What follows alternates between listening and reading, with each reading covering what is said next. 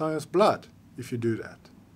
You trample his blood, which paid for your lawlessness, when you turn your back on the law and go live lawless, after you received these revelations. Then you trample his blood. Then his blood was not good enough for you. And then you will go to hell. You cannot be saved if you trample his blood. Verse 19. For I through the law died to the law, that I might live to Elohim. Important to know in this verse, another verse Christians try to use to say, you died to the law. They only say those words. They don't say the first part, that through the law. Because this is the point I'm making here. You're not dead to the law. The law is not done away with. This is not what the scripture says. It says through the law. How through the law? Through obeying the law, you died to the law. Now, what is he talking about here? He explains this in more detail in Romans chapter 7 and 8. Go read that. Chapter 7, Shaul talks about, use himself as an example, and explains the salvation process. And he used himself as the example of a one trying to obey the law perfectly to be saved, but you cannot. In verse 14, 7 verse 14, he says that the carnal man cannot keep the spiritual law perfectly. That's what it says there. You cannot keep the spiritual law perfectly through the carnal man. Chapter 8, he starts with, but there are now no condemnation for those who are in Messiah Yahushua, who walk according to the Spirit and not according to the flesh. When you receive the Spirit, there are no more condemnation for you, because you walk according to the Spirit leading you, and not according to your flesh, your carnal man leading you anymore. That's when you accept Yahushua as your Messiah. You receive the Spirit. And verse 4 tells us that you now fulfill the law through the leading of the Spirit, and not through your flesh. And in that chapter, he explains the two laws, the law of liberty and the law of sin and death. That if you daily let your carnal man lead you, then you fall under the law of sin and death. And this is what this verse means. You die to that law of sin and death when you obey the law of liberty, the law written on your heart. As the Spirit leads you daily to obey the law written on your heart, then you die to that law of sin and death. Then there are no judgments on you anymore. And even if you make a mistake then you can ask forgiveness, and that lawlessness can be forgiven again. So that you don't fall anymore under that law of sin and death, which come on you when you try to keep the law through your carnal man. You must obey the law through faith in Messiah Yahushua. As I explained before, faith without works is no faith at all.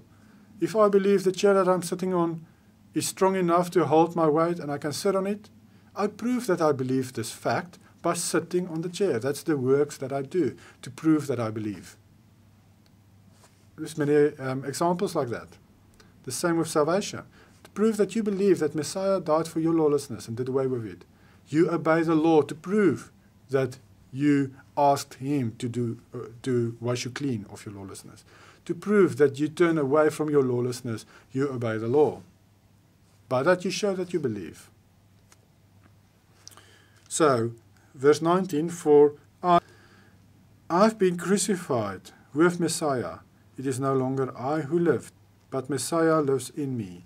And the life which I now live in the flesh, I live by faith in the Son of Elohim, who loved me and gave himself for me. He just explains also verse 19 here in verse 20, that what he is explaining in verse 20 is he was crucified. His carnal nature, his old man, was crucified, impaled with Messiah Yahushua. And it's not anymore him who lives, but now the Spirit of Messiah comes and lives in him. And through faith in the Spirit, through faith, yeah, there's the word faith again. Faith and works goes together. And through faith, meaning obeying the law through faith in Messiah, the life which I now live in the flesh, I live by faith in the Son of Elohim, who loved me and gave himself for me. I do not set aside the grace of Elohim, for if righteousness comes through the law, then Yahushua died in vain. he says here that he does not set aside the grace of Elohim. The grace is the ability we receive to obey the law, as I said earlier.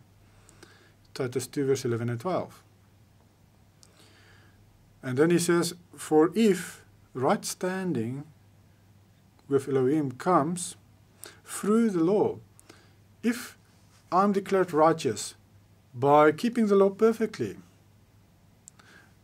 then Messiah did die in vain. That's what he says here. If I are saved through the law, obeying it perfectly, and I'm saved because I'm a perfect man, then Yahushua did die in vain, because I could keep the law perfectly through the flesh. Why did he die then for my lawlessness? And that's the fact that he wants to make here, that Messiah had to die for our lawlessness, because we cannot, through the flesh, keep the law perfectly. We will make mistakes in our lives. We need forgiveness for those lawlessness, because one mistake is enough to send you to hell. One mistake, as you try to obey the law and you make a mistake, you are condemned to hell. You fall under the law of sin and death. Sin bringing forth eternal death. But through Messiah, through faith in him, you are released, set free from, and you die to the law of sin and death. And you are now under the law of liberty, law of choices. You must make the right choice daily to keep the commandments as the Spirit leads you.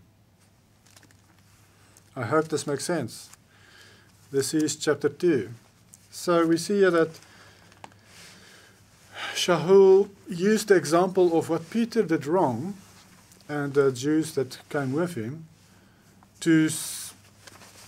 as the foundation of the rest of his message concerning these false teachers, who also separate themselves from these Galatians, to try to put them under peer pressure, so that they will convert to their lies, so that they will go and get themselves circumcised in the flesh and try to obey the law through the flesh perfectly, which they cannot.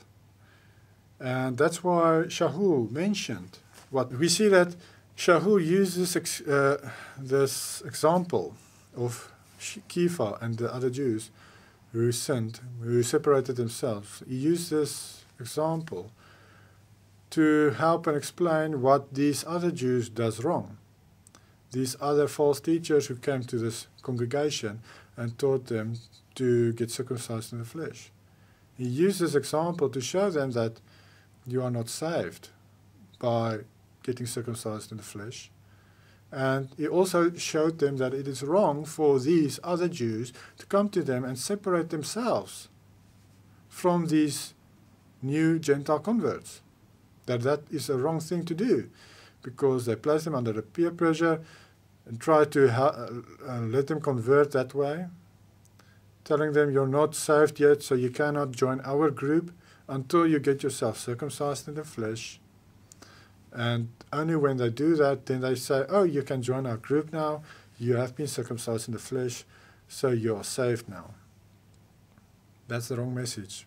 And that's why Shaul used this example of what Peter did.